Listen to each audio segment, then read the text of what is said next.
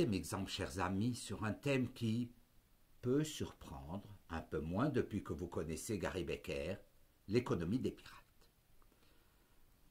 L'économiste a donc des choses à dire, même dans des domaines non familiers, on l'a vu avec la religion. Mais est-ce que c'est bien sérieux de s'intéresser, comme le fait le professeur Peter Leeson, à la piraterie? Quelle est cette incursion dans le grotesque? Déjà, sachez que l'auteur est un éminent professeur de la George Mason University, qui a donné plusieurs prix Nobel d'économie. D'autre part, il est assez rare que les presses de l'université de Princeton publient des pochades. En 2009, ce professeur, sur 350 pages, nous propose une analyse si stimulante que nous allons vous en donner un rapide aperçu.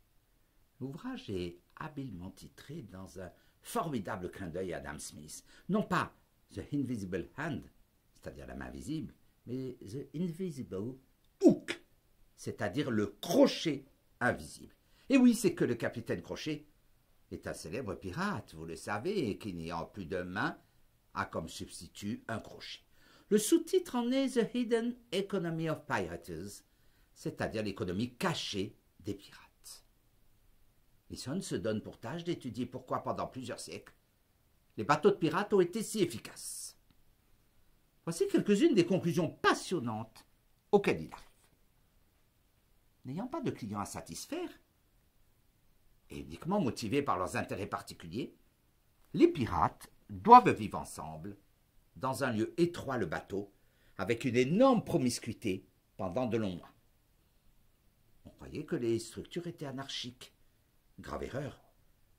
Les livres de bord des pirates nous révèlent qu'ils répondaient évidemment à l'incitation principale du gain et qu'ils étaient fort ingénieux, surtout pour terroriser. Ils sont les inventeurs réels des logos.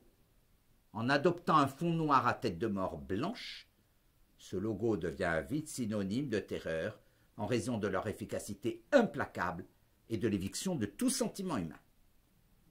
Le mot d'ordre des pirates, c'est « pas de quartier ». Un bateau de commerce pour arriver à un bateau de pirates. Si le combat, il a toutes les chances d'être vaincu. Les marchandises seront volées et les membres de l'équipage exécutés. Ne serait-il pas plus rationnel de se rendre instantanément plutôt que de combattre? Il est parfaitement rationnel de se rendre sans combattre. Et du côté des pirates, obtenir la cargaison sans perdre des hommes est évidemment une économie non négligeable en termes d'utilisation des armes, le capital et des morts parmi les pirates. Éviter les fusions de sang vaut pour les deux parties. Et voilà pourquoi les navires marchands se rendaient sans combattre aux navires des pirates. C'est que pour ces derniers, s'ils combattaient si farouchement, c'est que c'était une question de vie ou de mort, et sans l'obtention de victoire et de cargaison, c'était la mort pour les pirates. Alors que le marin salarié du bateau de commerce, appartenant aux effectifs de la Compagnie royale des Indes, pourvu qu'il sauve sa vie, il est assuré de son emploi et embarquera sur un prochain bateau. Ce que Leeson découvre aussi, c'est une démocratie réelle et avancée chez les pirates. Dans la marine marchande et la marine royale, l'organisation était très hiérarchique, autocratique et souvent très arbitraire. On croyait en effet que la violence était un bon moyen de tenir l'équipage. Sauf que souvent, ça va se terminer possiblement par les révoltés du Bounty. Les pirates ont adopté un management participatif. On sait par les livres de bord que le capitaine sur les bateaux de pirates était élu. Il est donc plus aisément accepté, y compris quand il est puni par les membres de l'équipage, puisqu'ils ont voté pour lui.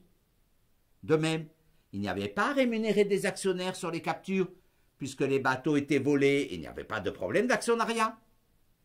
Mais surtout, une des clés de la réussite des pirates, c'est que le racisme régnait en maître sur les bateaux européens à l'époque.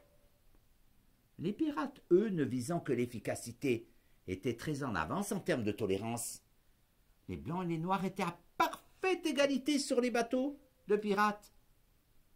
Lorsqu'on prend des risques pour des gains élevés, on a besoin des meilleurs éléments, et les noirs sont souvent fort athlétiques et remarquables dans le combat. On le sait depuis les gladiateurs.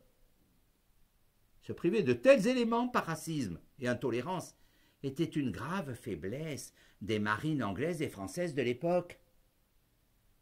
Mais lisez Peter Leeson, ou Bruno Frey sur les musées, ou Liszt sur l'économie expérimentale, vous ne le regretterez pas. Et votre vision du monde et vos façons de raisonner peuvent être changées à jamais si vous lisez Freakonomics et Super Freakonomics. Dans les deux séquences suivantes, nous allons prendre un ultime exemple, c'est-à-dire la théorie des choix publics, qu'il est préférable de traduire par la théorie de la décision publique, et qui est l'une des percées les plus remarquables de l'économie non marchande. Ces deux séquences concluront le module que je vous ai proposé en histoire de la pensée économique et qui, j'en suis sûr, a déjà changé votre vie. À très bientôt. Santa Claus